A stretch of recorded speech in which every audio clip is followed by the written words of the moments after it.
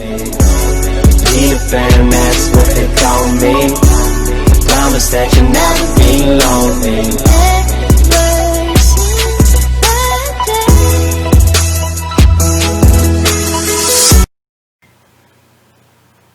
What's up, everybody? It is Kali here today.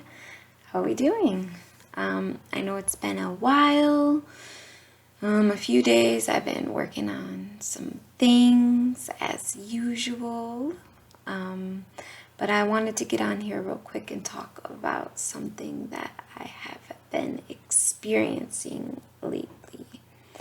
And I think that with this new energy moving in, it's important to bring up, things like anxiety, depression, and addiction, because I feel as though they all go hand in hand. So with that said, if you are new to this channel, make sure you take a moment, hit the subscribe button, all right? Say hi, let me know who you are, how you are. And yes, thank you. If you're not new here, hello. It is so nice to be here with you, and I surely have missed all of you so much. So yes, anxiety, depression, and addiction, and my experience with these things. If you are new here, you can look in. I will post some links below to some of my addiction videos, because it's no secret that I was a heavy opiate mainly. I was heavily addicted to opiates for about 7 years. Very long time. Relatively, I guess. And so I talk about my journey a lot on this channel and how I was able to get sober. And one thing I realized in my quest for sobriety was how to deal, or rather how to really face and understand not only my anxiety but my depression. So first, I just want to talk about anxiety, because that seems to be, the biggest thing going on. We're anxious about everything these days, a lot of people, and many of us don't really ever try to get down to the bottom of anxiety. We just kind of say, oh, I have anxiety and that's just the way I am, or I'm anxious. And we don't really try to understand what the feeling of anxiety has really come to tell us or show us or teach us.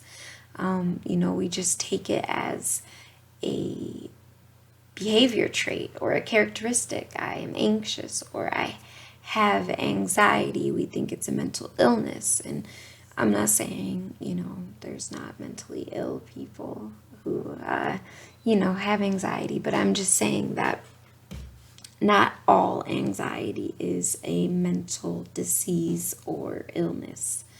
And so with that said, when you are experiencing anxiety, something that I do whenever I start to feel anxious, and it's a feeling, you get it in your gut. I don't know about you, but I get it in my gut. Maybe I get a little tense, a little speedy. I have to stop for a minute and say, okay, why am I feeling anxious? And usually it will be something like, I'm doing something I shouldn't be doing.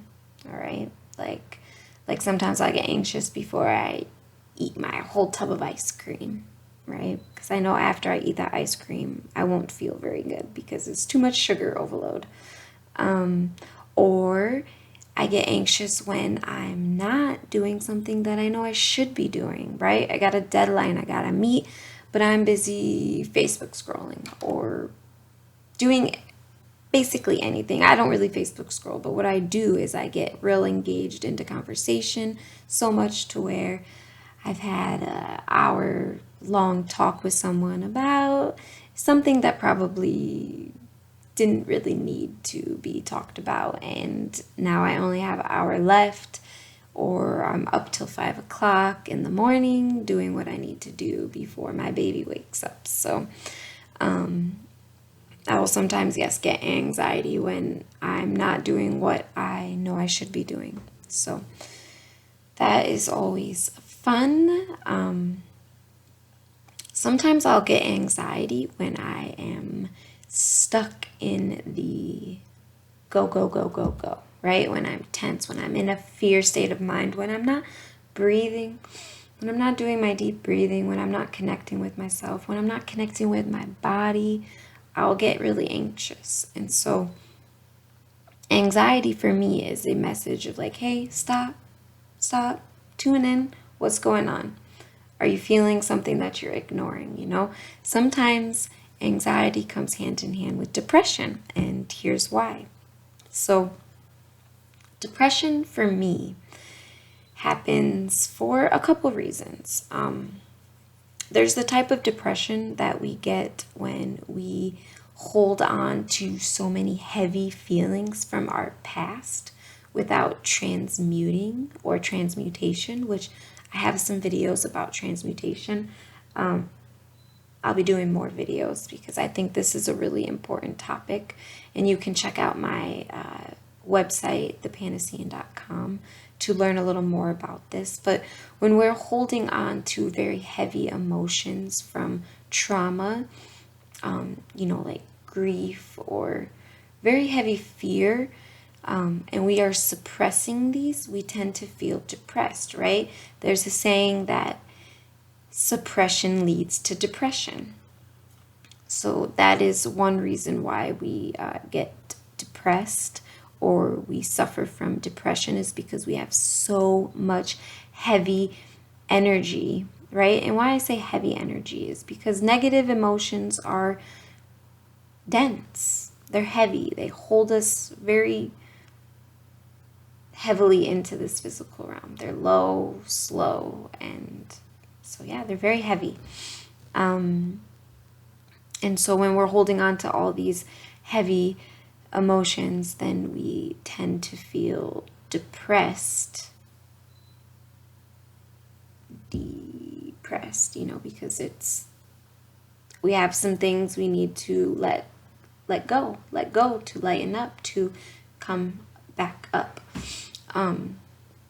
So another reason why I personally feel depressed sometimes is when I want to do something, but I don't do it. So let's say my heart has the desire to create art, or to write, or to connect with somebody, or to do something, and I don't do it. After so many of these heart's desires being ignored, I will eventually get very depressed, because the heart, sometimes we don't realize that the heart and the mind are different. And we always think, oh, okay, well, my heart is speaking my mind. We don't really know who is talking. And we tend to really listen to our mind more than anything. And so when the heart wants to connect or wants to do something like create or anything like that, and we don't do what our heart desires, then we get depressed. And so why I say the anxiety becomes hand in hand with this depression is because when you're feeling depressed and we're ignoring these by different various coping mechanisms like addictions or things like that, then anxiety comes. Because anxiety is like, hey, you got something going on that you really need to stop and pay attention to, And so it's one of those things, we got to really ask ourselves why we're feeling what we're feeling, why we're doing what we're doing. And eventually, if we really stop and take the time to be with ourselves, get rid of the distractions, we'll find out, For me, I have so much that wants to come out of me, but I'll sit and it's almost like a frozen fear state, you know, because you have your fear responses is fight, flight, or freeze. Or I guess there's the other one, which is fornicate. So that's an interesting one. A lot of people are just out there, you know, different topic. Anyway, so yes, I freeze, don't do anything, and then I get depressed because I have so much that I want to do, but I just end up doing nothing. So me, I'm working through my own journey, my own lessons, and as we all are, it's a beautiful thing. But yeah, I just wanted to pop on here quickly, even though it is 5 a.m. And here we are, 5 a.m. I need to go to sleep now because morning or dawn comes early. So yeah, let me know what you guys think. What are your experiences with depression? What are your experiences with anxiety? What are some reasons you feel anxious? What are some reasons you feel depressed? I've been doing a lot of shadow work lately, which I'll be getting into. And I actually have a video that I will be doing tomorrow going a little deeper into addiction. And I have a friend who gave me her beautiful, beautiful insight on the subject, and I would love to share it with you all. So yes, thank you so much for tuning in. Again, for those of you who are new here and you have yet to subscribe, hit the subscribe button. Hit it. It's below. It's below the subscribe button. All right. Check out my links below. I am going to be doing another card reading.